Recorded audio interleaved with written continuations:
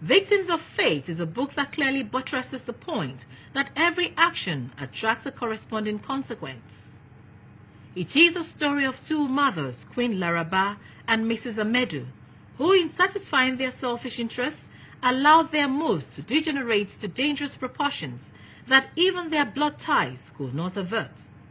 Written by an erudite scholar, prolific writer, actor, stage director, and motivational speaker, Uzoku Nicodemus Ugochukwu, the author reveals the motivation behind writing the book. The aim of writing Victims of Fate is to revive the reading culture. Nigerians don't actually read.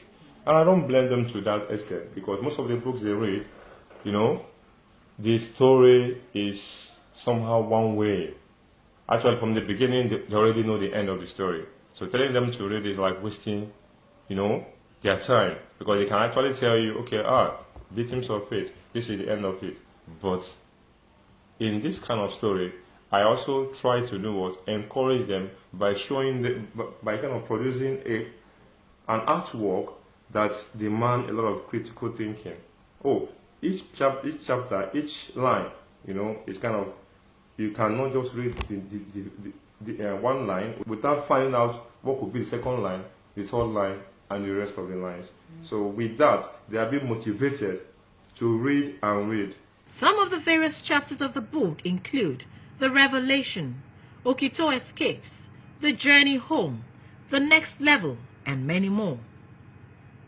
The author threw more light on some specific chapters which define the message of the book. The chapters, about 14 chapters. The chapter 1 is like a revelation, telling the child, this is what happened to your father when he was 17 years. And you need to know so that you can be able to guide yourself against such occurrence. Then chapter 2, also Okito Escapes. Also, is still in the story of Mrs. Ellen, telling the child how his father, Okito, escaped from where he was sold to where he actually married her.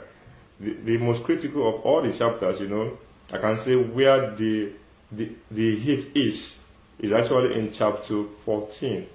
It's in chapter 14, which I titled as Let the Judge Decide. It's in chapter 14. The whole story, was brought to a kind of logical end.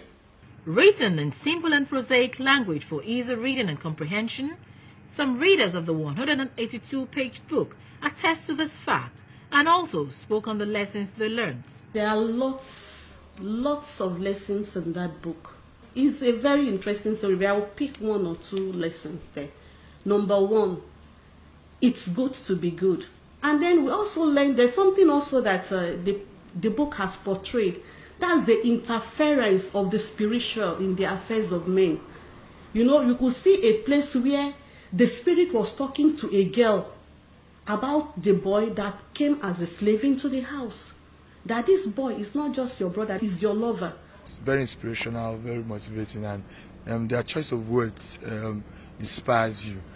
Particularly, I've read through, but particularly my emphasis goes to chapter 9, where the writer was making reference to Sir Nicholas and some of the things they've been able to learn from him, some of his words that were quoted. All in all, it's a very good book for everyone to read. It is an eye-opener for parents, to train up their child in the way that they should go, so that they don't become victims of fate in life. It's so interesting. Printed in Nigeria in 2015, the book Victims of Fate is a masterpiece that arrests the reader's attention while communicating the basic law of nature of we reap what we sow.